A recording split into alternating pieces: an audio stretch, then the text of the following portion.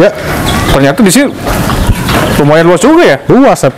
Ujungnya. Bener. Jadi ternyata lantai 2-nya itu tuh ada di samping rumah ini sendiri. Jadi kayak dipisahkan. Jadi konsep itu kayak rumah kontrakan ya, Sep ya. Rumah kontrakan. Oh, yang karena konsepnya ini punya rumah tapi juga punya kontrakan ya. Kontrakan.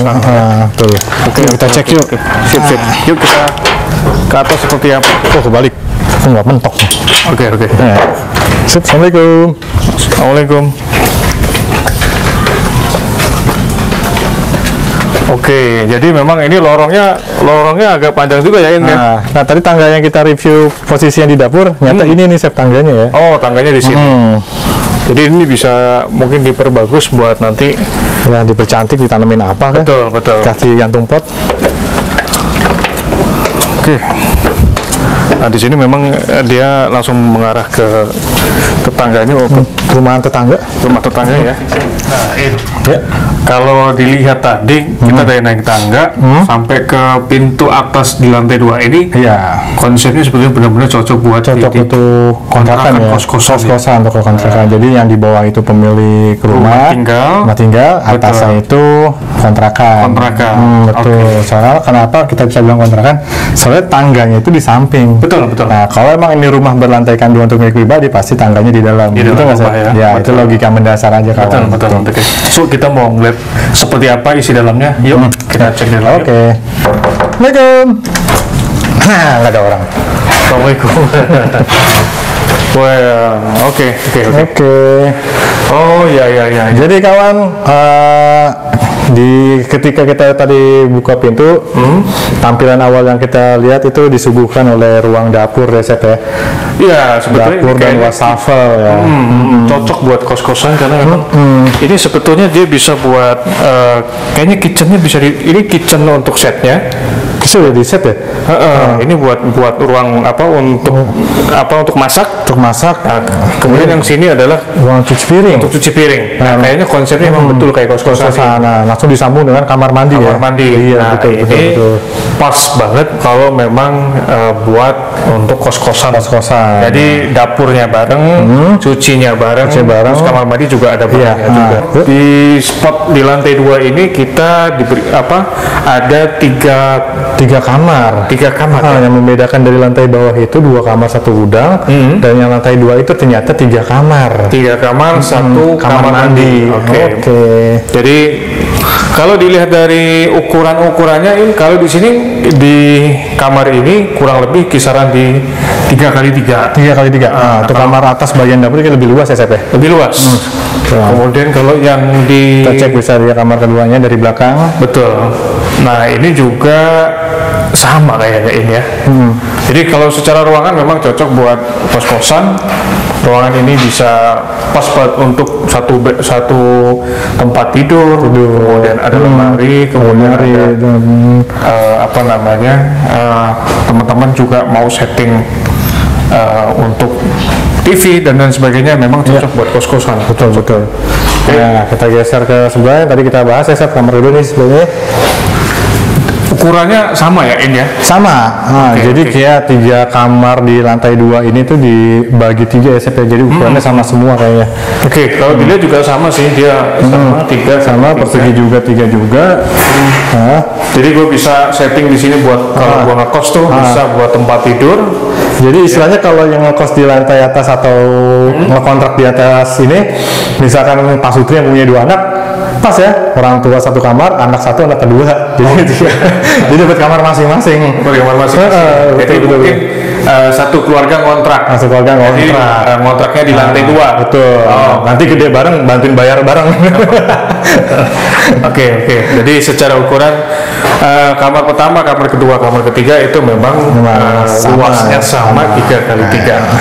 Oke. Geser ke sini. Dan tadi kawan tadi ada satu kitchen bareng ya. Jadi untuk masaknya bareng, kemudian apa namanya untuk wastafel sama kamar mandi jangan lupa ya. Jangan lupa, iya betul. Nah kalau di ruang tengah ini enak. Ini enak nih kamarnya. Settingan depan ini ya, set ya. Betul, ini bisa buat bareng-bareng untuk nongkrong ya. Kumpul keluarga mungkin atau kumpul antar kamar ke kamar. Betul. Atau misalkan kalau dari yang lagi ngontrak atau ngekos dia punya tamu, bisa sebentar untuk tunggu ya. Bisa ngobrol di depan ini. Atau kalau nggak di ruang tengah, nah ini yang bisa kita manfaatkan di depan ini. Spot paling enak menurut gue nih, Sep. Nah, betul. Nah, ini balkon ya bahasanya, Sep? Iya, kalau di atas ini bukan hanya balkon ini. Dia memang space ini cocok kalau kita punya tamu, terutama kalau yang ngekosnya mahasiswa, ya, atau pekerja. Iya, betul. Di sini bisa buat smoking area. Betul, smoking area. Nongkrong area. Ngopi area. Ngomil area. Satu lagi, gibah area. Tapi jangan ya kalau bisa. Gibah. Kenapa? Karena memang settingan di atas ini, balkon ini memang dia luas panjangnya nggak jauh dari ukuran karpet yang di bawah ya, Set ya. Betul. Gue setuju, dan ini sekitar di angka 7 meter ya. 7 meteran lah ya. 7 meter lebarnya ya. Betul. Dari ujung sana sampai ujung sini. Nah, ini juga ada teralis.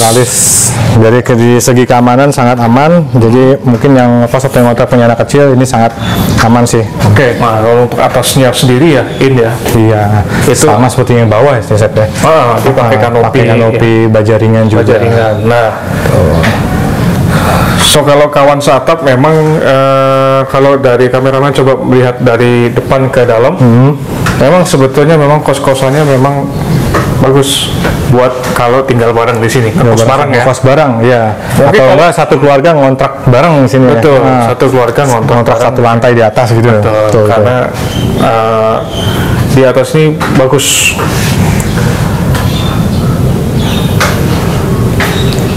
Nah, kawan, jadi kalau misalkan kita tinggal di sini, kalau misalkan di atas, mungkin di sini selain dijual, mungkin bisa disewakan untuk kos-kosan juga kali ya? Bisa, tergantung kawannya mau kebutuhannya untuk apa. Betul. Ya. Jadi kalau atau enggak misalkan Pak Jeb dua, saya mau nyewanya di lantai atas saja deh. Betul. Yang di bawah enggak ngekos. Mungkin bisa juga kan sebagai alternatif pilihan kawan untuk tinggal di atas sini.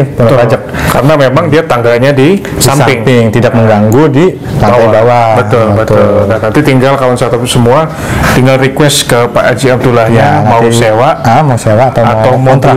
Betul. Atau mau beli sekaligus sih, saya beli sekaligus. Itu. Nah, kalau misalkan kita tinggal di sini, nah jangan lupa nih kita memberikan informasi ada apa aja di sekeliling rumah ini, di lingkungan ini.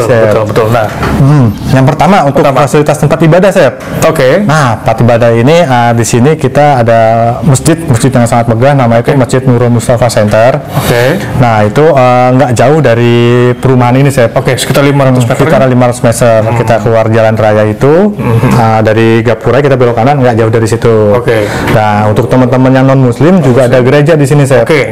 Namanya Gereja Kristus Cibinong. Nah, jaraknya juga nggak jauh dari masjid tersebut. Mungkin tempat ibadah tuh nggak terlalu jauh lah ya untuk di sini ya.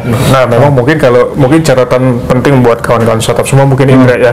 Memang mayoritas untuk yang di blok C ini, blok C1 ini terutama saya ya. Blok C1 ini memang tetangganya semua memang sebagian besar mayoritas adalah Kristiani.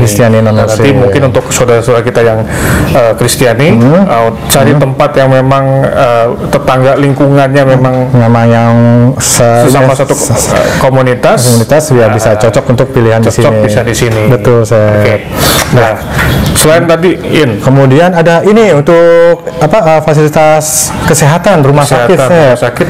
Rumah sakit kalau nggak salah yang gue dapetin itu RSUD Cibinong. RSUD Cibinong ya. RSUD Cibinong juga nggak jauh dari sini, kawan. Berapa ratus meter? Kisaran kisaran 300 sampai 400 meter. 400 meter, nggak jauh ya? Nggak jauh. Tetapi kawan, itu hanya perkiraan. Jika kawan ingin tahu lebih jelasnya, langsung aja datang ke sini. Dan untuk selanjutnya untuk tempat hiburan atau wisata, Sep. Kemana ya? Nah, untuk mallnya nih, untuk hiburan mallnya nih itu ada CCM, Cibinong City Mall, nggak jauh. Terus untuk tempat wisatanya ada Danau Cikaret. Nah, di situ tuh ada tempat kulineran juga, kawan. Jadi sekitaran danau itu tuh ada warung-warung tendaan yang konsepnya itu ngelapak, Sep. Ngelapak ya? Itu Danau Cikaret. Nah selain itu ada apa lagi? Ada yang jelas ada tempat pendidikannya dong, ada sekolah. Tadi kita sempat lewatin namanya MTS. Apa sih kalau nggak salah, Sep? Gue juga lupa. Pokoknya nanti ada di deskripsi deh, kawan. Deskripsi nanti ada kok semua di. Betul. Nah, jangan lupa karena memang ini kondisi rumahnya, lokasi rumahnya memang di dalam perumahan. Tepatnya perumahan Gria Asri Mandiri ya, jangan sampai lupa. Tentunya juga punya pengamanan, tentunya punya security. Ada security-nya ya. Ada tadi ya. Pokoknya tadi kalau nggak salah setiap pukul berapa gerbang akses ke itu tuh ditutup, kawan. Nah, jadi untuk segala macam keamanan insya Allah aman ya, saya di sini. Kalau misalkan mau ke Jakarta atau mau ke Bogor, tol terdekat berapa meter ini? Tol terdekat jaraknya kisaran 2 hingga 1 kilo untuk masuk gerbang tol ya. Itu kita bisa ngakses tol Cibinong, Sep. Cibinong ya? Cibinong, melalui jalan Mayor Oking. Itu nggak jauh dari situ. So berarti bisa langsung aksesnya ke tol langsung. Dan lebih dekat juga ke Bogor, ya, Sep. Tinggal mau jalan raya Bogor aja. Enaknya itu di sini di Pondok Raja tuh kayak gitu, Iya, kayak gitu. Dia bisa dekat ke Bogor, dekat ke Depok, ke Jakarta juga nggak jauh. Jakarta juga nggak jauh. Betul sekali. Jadi teman-teman yang memang cari lokasi mau di daerah sini dari Bogor, dekat dengan Bogor, bisa pas banget di sini. Pondok Raja. Dan satu lagi, Sep. Nah, mungkin masih diberlakukan ya, masih ditutup ya.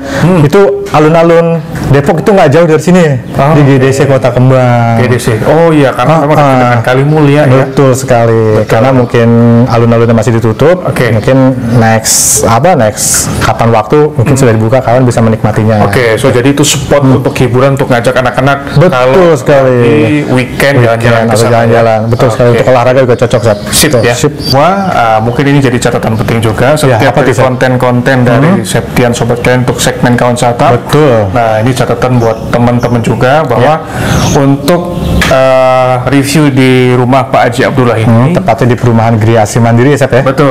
Nah, ini disclaimer juga buat kalian semua bahwa untuk detail dan memang melihat kondisi di lapangan realnya seperti apa.